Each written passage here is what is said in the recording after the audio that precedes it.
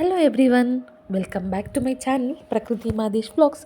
Friends, ಎಲ್ಲರೂ ಹೇಗಿದ್ದೀರಾ? ಎಲ್ಲರೂ ಚೆನ್ನಾಗಿದ್ದೀರಾ? ನಾನಂತೂ ಸೂಪರಾಗಿದ್ದೀನಿ. ಇನ್ನೇನು ನವರಾತ್ರಿನೂ ಕೂಡ ಸ್ಟಾರ್ಟ್ ಆಯಿತು. ಮೈಸೂರಲ್ಲಿ ನವರಾತ್ರಿ ದಸರಾ ಬಂತು ಅಂದರೆ ಮೈಸೂರು ನೋಡೋದೇ ಒಂದು ಚಂದ. ಒಂಥರ ಹೇಗೆ ಹೆಣ್ಮಕ್ಳುಗಳು ರೆಡಿಯಾಗಿರ್ತಾರೋ ಆ ಥರ ರೆಡಿಯಾಗಿರುತ್ತೆ ಮೈಸೂರು. ಬೇರೆಯವ್ರಿಗೆ ಹೇಗೋ ಗೊತ್ತಿಲ್ಲ, ಮೈಸೂರವ್ರಿಗಿರೋರ್ಗಂತೂ ದಸರಾ ಬಂತು ಅಂದರೆ ಪ್ರತಿಯೊಬ್ಬರು ಕೂಡ ಅದನ್ನು ಸೆಲೆಬ್ರೇಟ್ ಮಾಡ್ತಾರೆ. ಯಾಕಂದರೆ ಮೈಸೂರನ್ನ ಎಲ್ಲೆಲ್ಲಿ ಎಷ್ಟೆಷ್ಟು ದೂರದಿಂದ ನೋಡೋಕೆ ಬರ್ತಾರೆ. ಬಟ್ ನಾವು ಮೈಸೂರಲ್ಲೇ ಇರೋದ್ರಿಂದ ನಾವು ತುಂಬ ಬ್ಲೆಸ್ಡ್, ನಾವು ತುಂಬ ಅದೃಷ್ಟ ಮಾಡಿದ್ವಿ ಅಂತಲೇ ಅನ್ಬೋದು. ಯಾಕೆ ಅಂತಂದರೆ ಈಗ ಬ್ಯಾಂಗ್ಳೂರೆಲ್ಲ ಹೋಲಿಸ್ಕೊಂಡ್ರೆ ಮೈಸೂರು ಎಲ್ಲದರಲ್ಲೂ ಒಂಥರ ವೆದರ್ ಇರ್ಬೋದು, ಟ್ರಾಫಿಕ್ ಇರ್ಬೋದು, ಎಲ್ಲದರಲ್ಲೂ ಮೈಸೂರು ಇಸ್ ದ ಬೆಸ್ಟ್ ಅನ್ನೋದು ನನ್ನ ಒಪಿನಿಯನು. ಯಾರ್ಯಾರಿಗೆ ನಂತರ ಮೈಸೂರೇ ಬೆಸ್ಟು ಅಂತ ಅನಿಸುತ್ತೋ ಅವರೆಲ್ಲ ಕಮೆಂಟ್ ಮಾಡಿ ನೋಡೋಣ ಎಷ್ಟು ಜನಕ್ಕೆ ಮೈಸೂರು ಕಂಡ್ರೆ ಇಷ್ಟ ಅಂತ ಹೇಳಿ. ಮತ್ತು ಮೈಸೂರಲ್ಲಿರೋರು ಯಾರ್ಯಾರು ನನ್ನ ವೀಡಿಯೋಸ್ ನೋಡ್ತಾ ಇದ್ದೀರಾ ಅವರು ಕೂಡ ಕಮೆಂಟ್ ಮಾಡಿ, ನನಗೆ ಗೊತ್ತಾಗುತ್ತೆ ಮೈಸೂರವರು ಎಷ್ಟು ಜನ ನನ್ನ ವೀಡಿಯೋಸ್ನ ನೋಡ್ತಾ ಇದ್ದೀರಾ ಅಂತ ಹೇಳಿ. ಸೊ ಇವತ್ತು ಬೆಳಿಗ್ಗೆ ಎದ್ದು ಪಪ್ಪಾಯ ತಿನ್ನೋಣ. ಬೆಳಿಗ್ಗೆ ಪಪ್ಪಾಯ ತಿಂದರೆ ಒಳ್ಳೆಯದು ಅಂತ ಹೇಳ್ತಾರೆ.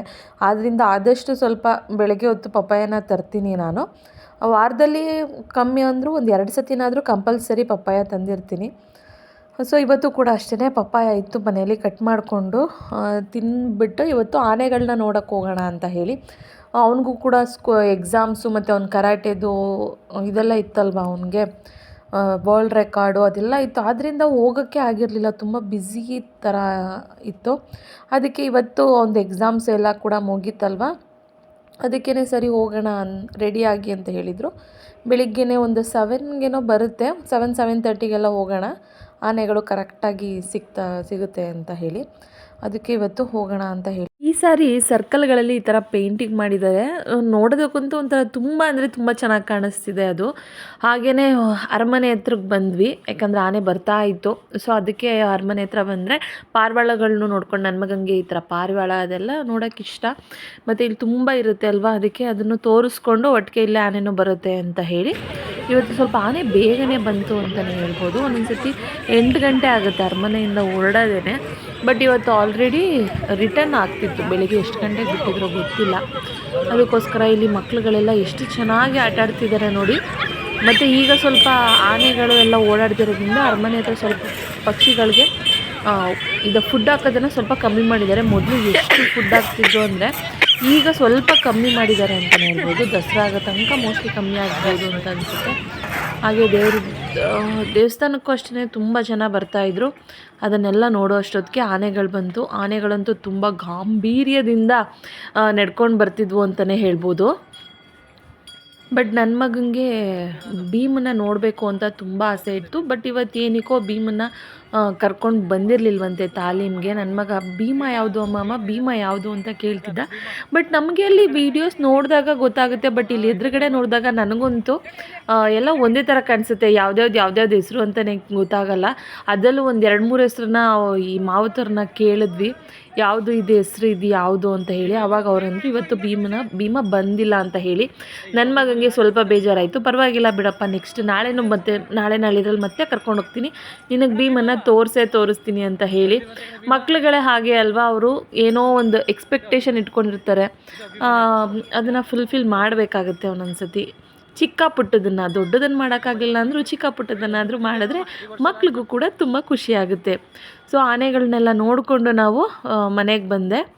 ಹಾಗೆ ಇವತ್ತಿಂದ ನವರಾತ್ರಿ ಕೂಡ ಸ್ಟಾರ್ಟ್ ಆಗ್ತಿದೆ ಅಲ್ವಾ, ಅದಕ್ಕೋಸ್ಕರ ಅಲ್ಲಿಂದ ಬಂದು ಬೇಗನೆ ಎಲ್ಲ ಕೆಲಸ ಮುಗಿಸಿ ನಾನು ಪೂಜೆ ಕೂಡ ಮಾಡ್ಕೊಂಡ್ಬಿಡೋಣ ಅಂತ ಹೇಳಿ. ನಮಗೆ ಹೆಣ್ದೇವ್ರ ದೇವಸ್ಥಾನದಲ್ಲಿ, ನಮ್ಮ ಮನೆ ದೇವ್ರ ದೇವಸ್ಥಾನದಲ್ಲಿ ಅಮಾವಾಸ್ಯೆ ಮತ್ತು ಅದ್ರ ಮಾರನೆಗೆ ಜಾತ್ರೆ ಇರುತ್ತೆ. ಆದ್ದರಿಂದ ನಾವು ಅಮಾವಾಸ್ಯೆ ದಿನ ಕಳಸ ಎಲ್ಲ ಕೂರಿಸಿ ಪೂಜೆ ಮಾಡಿರ್ತೀವಿ. ಆದ್ದರಿಂದ ಮತ್ತೆ ಕಳಸ ಎಲ್ಲ ತೆಗಿಯೋದಿಲ್ಲ ನಾವು, ಯಾಕಂದರೆ ಅಲ್ಲೂ ಕೂಡ ಕರಗ ಅಂತ ಹೇಳಿ ತಂದಿರ್ತಾರೆ ಅಲ್ವಾ, ಆದ್ದರಿಂದ ನಾವು ಕೂಡ ಕಳಸನ ತೆಗಿಯೋದಿಲ್ಲ. ಅಮಾವಾಸ್ಯೆಗೆ ಹೇಗೆ ದೇವ್ರ ಮನೆಯೆಲ್ಲ ಕ್ಲೀನ್ ಮಾಡಿ ದೀಪ ಹಚ್ಚಿ ಕಳಸ ಕೂರಿಸಿರ್ತೀನಲ್ವ, ಅದನ್ನೇ ಮತ್ತೆ 9 ದಿನದ ತನಕ ನಾವು ಅದನ್ನೇ ಕಳಸನ ಪೂಜೆ ಮಾಡ್ತೀವಿ.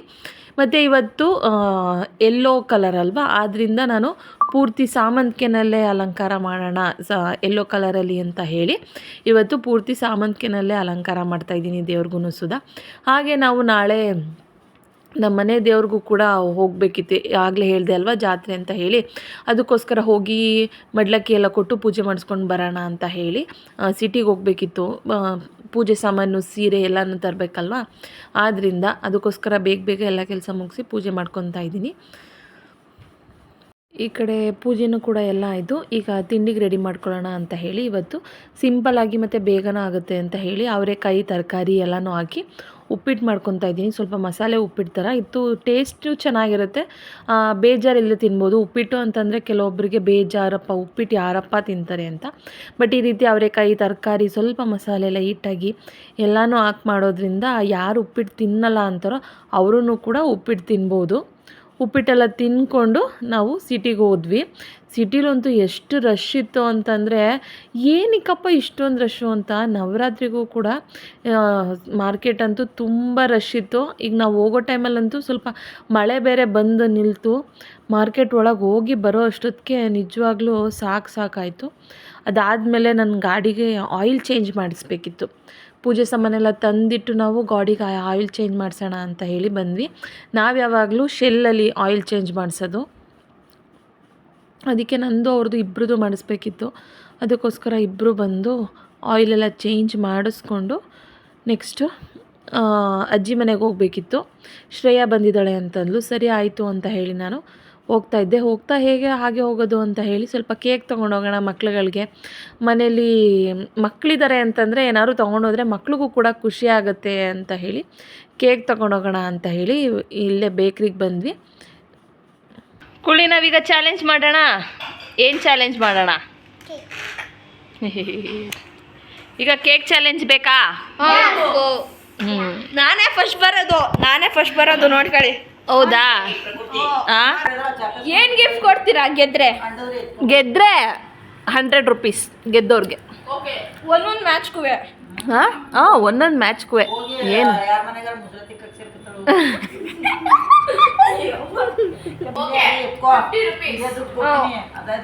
ಏ ಇಲ್ಲ ನನ್ನ ಹತ್ರ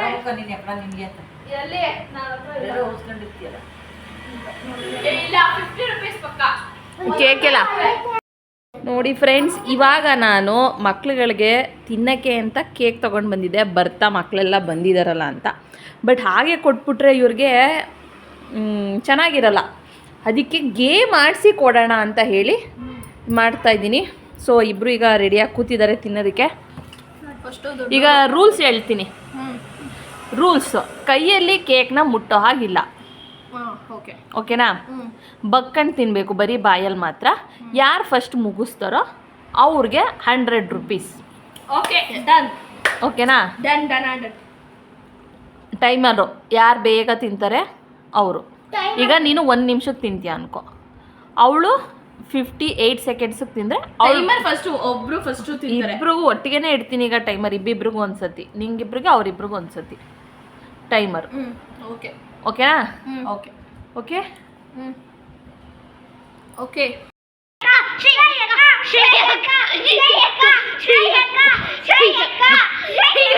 ಇರೋ ಒಂದು ನಿಮಿಷ.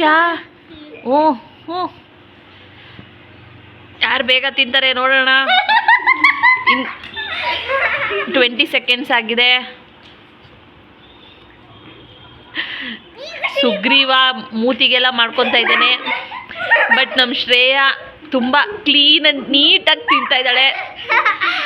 ಬೇಗ ತಿನ್ನಬೇಕು, ಒಂದು ಸ್ವಲ್ಪನೂ ಉಳ್ಸಂಗಿಲ್ಲಪ್ಪ. ಚೆನ್ನಾಗಿದ್ಯಾ ಕೇಕು?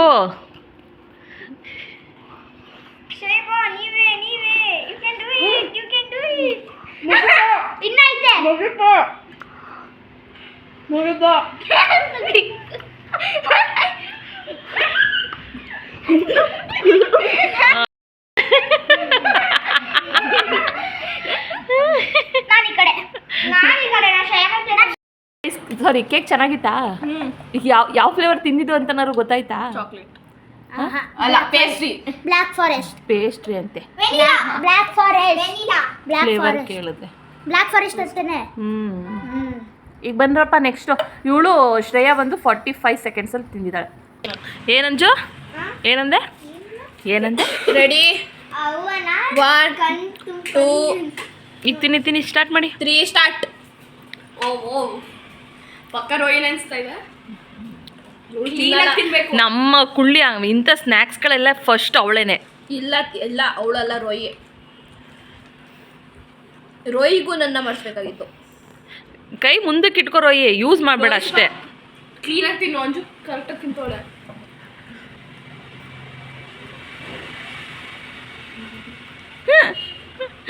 ಯಾರ್ಯಾರಿಗೆ ಮೀಸೆ ಬಂದಿದೆ, ಯಾರ್ಯಾರಿಗೆ ಗಡ್ಡ ಬಂದಿದೆ. ನೀವು ಪಕ್ಕ 100 ರೂಪೀಸ್ ಕೊಡಬೇಕು, ಮೋಸ ಮಾಡಬಾರ್ದು. ಅಯ್ಯೋ, ನಿನ್ನ ಮೊಮ್ಮಗಳು ತಿಂದಿದ್ದು ನೋಡ್ಬೇಕಿತ್ತು ತಟ್ಟೆಯ ನೀನು. ಇಲ್ಲಿ ತೊಳೆಯೋದೇ ಬೇಡ ನೀನು ತಟ್ಟೆನ. ಇಲ್ಲಿ ಯಾವ ಮಟ್ಟಕ್ಕೆ ತಿದ್ದೋಳೆ ಅಂತ ಅವರು ತಿನ್ಬೇಕು, ಅವ್ರು ತಿನ್ನಕ್ಕಾಗಲ್ಲ. ತಿಂದೋರೆ ಈಗ ನಂಗೆ 100 ರೂಪೀಸ್ ಕೊಡಲಿಲ್ಲ ಅಂದರೆ ವಿಡಿಯೋ ಸಾಕ್ಷಿದೆ. ರೊಕ್ಕ ಸ್ಟಾಪ್ ಮಾಡಿತ್ತು ಅವಾಗ.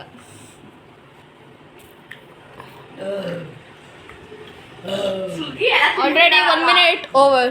1 ಮಿನಿಟ್ ಆಗೈತೆ. ಸುಗ್ಗಿ ಬೇಗ ತಿನ್ಬಿಟ್ಟಿದ್ದ, ಆದ್ರೆ ಕ್ಲೀನಾಗಿ ತಿಂದಿರಲಿಲ್ಲ. ನಾನು ಕ್ಲೀನಾಗಿ ತಿಂದೆ. ಟೈಮರ್ ಓಡ್ತೈತೆ. ಟೈಮ್ ಆಗೋಯ್ತು. 10 9 8 7 ಕ್ಲೀನಾಗಿ ತಿನ್ನೋರೆ winner. 5 4 3 2 stop. Okay okay stop ಎದ್ದೇಳಿ. 1 ಮಿನಿಟ್. ನಿಮ್ಮ ಮುಖಗಳನ್ನು ತೋರಿಸಿ. ವಾವ್, ಮೀಸೆ ಗಡ್ಡ ಎಲ್ಲ ಚೆನ್ನಾಗಿ ಬಂದಿದೆ. ವಿನ್ನರ್ ಯಾರು? ಪಕ್ಕ it's clear winner Anjali Radanya C Gowda. ಅಣ್ಣ ಗೆಲ್ಲಿಲ್ಲ, ತಂಗಿ ಗೆದ್ದಳು. ಫಸ್ಟ್ ಆಲ್ ಓವರ್ ತಗೊಂಡ್ರೆ ಈಗ ಯಾರು ತಿಂದಿದ್ದ ಬೇಗ? ರೋಹಿತ್. ಐ ಸೊ ಶ್ರೇಯಿಂಗೆ 100 ರೂಪೀಸ್ ಪಾರ್ಟಿ ಮಾಡ್ಕೊ, ಮಜಾ ಮಾಡ್ಕೊ. ನೀವು ಎಲ್ರಿಗೂ ನೀನು ಲೇಟಾಗಿ ತಿಂದಿರೋದು ನೀವು. ನಾನು ಬೇಗ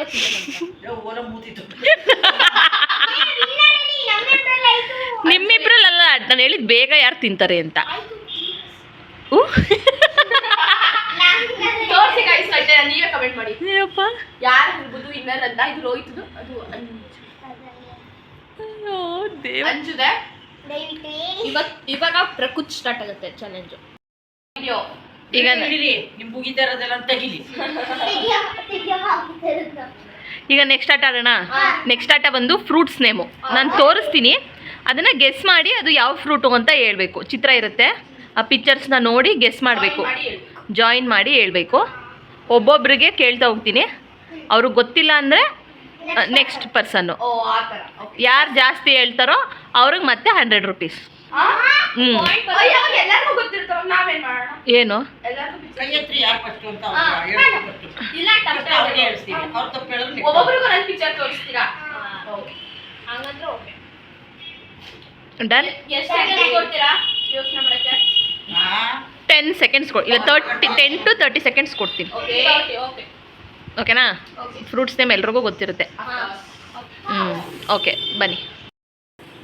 ಫಸ್ಟ್ ಒನ್ ಮ್ಯಾಂಗೋ. ಈಗ next second one blueberry. Wow, very good. ಈಗ ಥರ್ಡ್ ಒನ್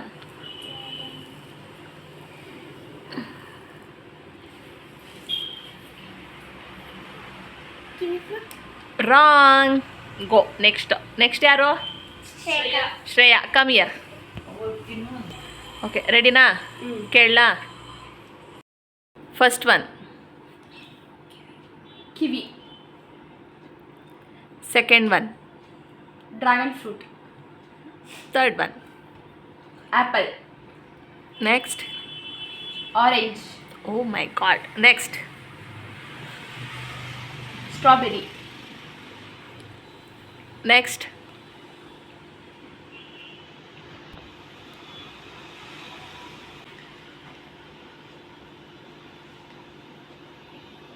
ಗೊತ್ತಾಗ್ತಾ ಇಲ್ಲ.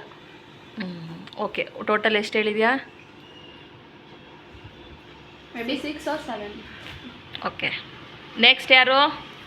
ರೋಹಿತ್. Come here.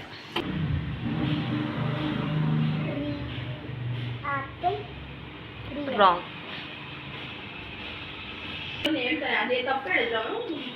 ನಮ್ಮ ಸುಗ್ರೀವೀಗ ಆ ಆನ್ಸರ್ನ ಚಕ್ ಅಂತ ಹೇಳ್ತಾನೆ, ಅವನಿಗೆ ಗೊತ್ತಾಗದೇ ಇರೋದನ್ನ. ಅಲ್ವ ಸುಗಿ? ಸ್ಟಾರ್ಟ್ ಮಾಡೋಣ. ನಮ್ಮ ಸುಗ್ರೀವ್ ಅವರು ತುಂಬ ಕಷ್ಟಪಟ್ಟು ಇದನ್ನು ಯೋಚನೆ ಮಾಡ್ತಿದ್ದಾರೆ ಏನು ಅಂತ, ಬಟ್ ಅವನಿಗೆ ಗೊತ್ತಾಗ್ತಾ ಇಲ್ಲ. ಅವನ ಟೈಮ್ ಆಪ್ ಆಗಿದೆ. Next candidate come here. Who's that? Next crisp apple. No, wrong.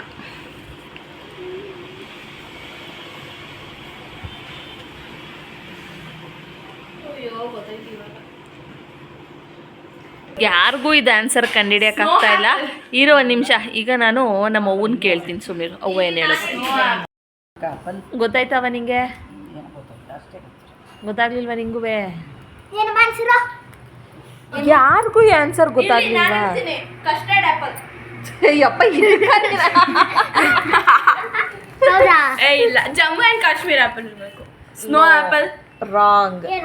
ಇನ್ನೇನು? ಕ್ರಿಸ್ ಆಪಲ್ ಅನ್ಸುತ್ತೆ. Wrong ice apple. Tree apple. Tomato. ಅಯ್ಯಪ್ಪ, ಫಸ್ಟ್ ಅದು ಫಸ್ಟ್ ಪಿಕ್ಚರ್ ಅಲ್ಲಿ ಏನಿದೆ ಹೇಳಿ? ಅದು ಒಂದು ಟ್ರೀ. ಯಾವ tree? Christmas tree. Pine tree. ಅದು ಯಾವುದು? ನಿಜವಾಗ್ಲೂ ಗೊತ್ತಾಗ್ಲಿಲ್ಲ ಗೈಸ್. ಯಾರಿಗೂ 100 ರೂಪೀಸ್ ಇಲ್ಲ, ನಂಗೆ ಅದು 100 ರೂಪೀಸ್.